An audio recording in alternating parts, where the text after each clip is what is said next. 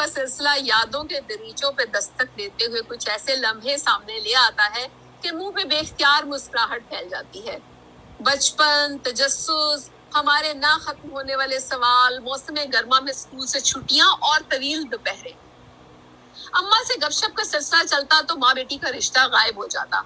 यूं लगता दो सहेलियों में नोक झोंक हो रही है। हमें बातें सुनने का शौक, अम्मा को सुनाने का।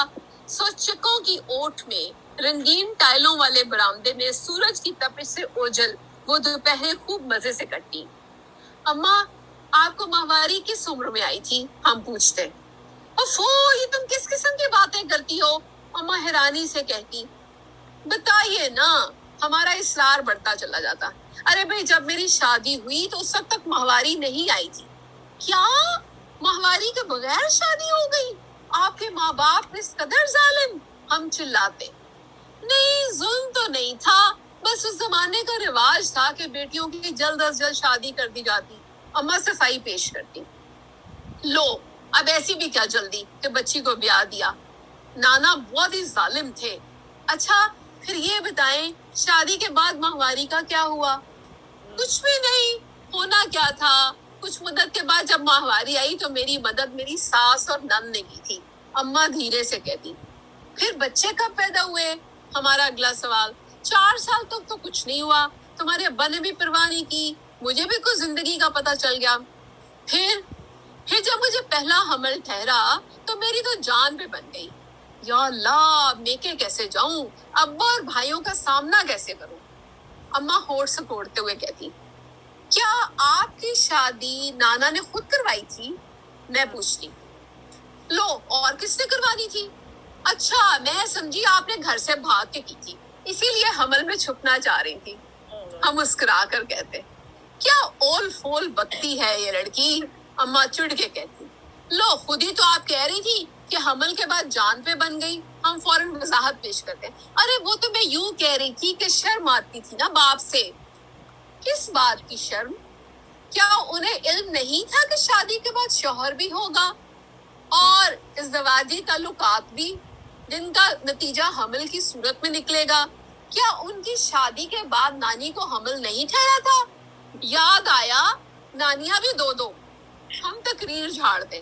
उफ खुदाया, लड़की है या वकील, जान को आ जाती है। चलो, अब मैं कुछ नहीं सुना रही। अम्मा धीरे से कहती। ओहो माँ, प्लीज, मुझे बाकी का किस्सा भी सुनना है। अच्छा, अब नहीं बोलूंगी। बताइए फिर हमल के बाद क्या हुआ? खानदान में रिवाज ये था कि पहला बच्चा मेके में पैदा होता है। अम्मा फिर शुरू करती।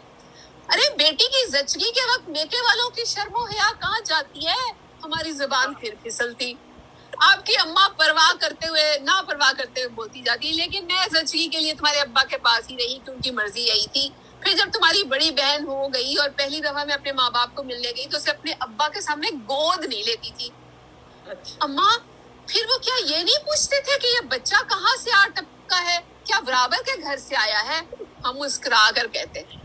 तौबा है, अब तुम्हें शर्म का अंदाजा नहीं और शर्म आती भी नहीं तो मैं क्या कहूँ?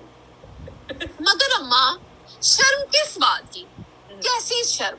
अपने जिस्म से शर्म, जो होता है और जो होना है उससे शर्म, और जो सब समझते हैं उससे शर्म। क्या झूठ मूठ शर्म?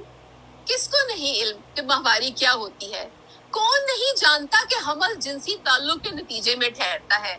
किसे खबर नहीं कि बच्चा कैसे पैदा होता है? फिर किस बात की शर्म?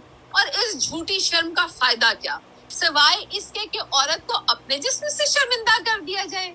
वो इस इज़्तिराब में सारी उम्र मुब्तला रहे कि जिस्म वैसे शर्म है। पिछले बरस हम कराची गए।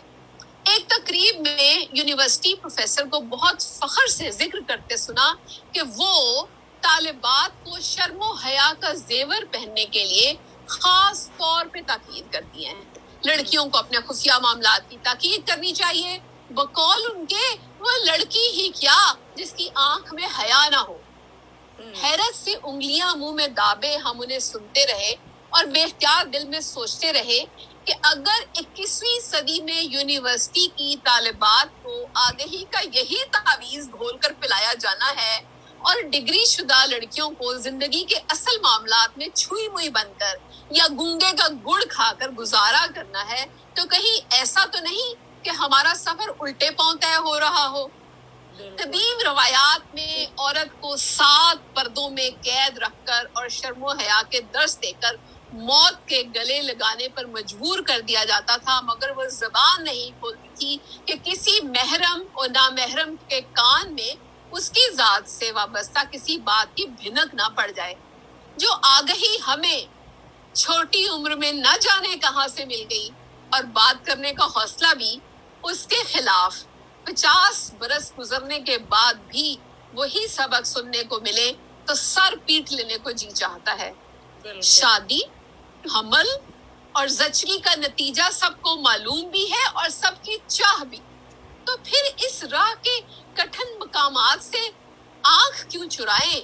یہ بات کیوں نہیں سمجھی جاتی کہ زندگی کے کھیل میں بنیادی مہرے کی زندگی سہل کرنے سے ہی باقی افراد کی زندگی چین سے گزر سکتی ہے.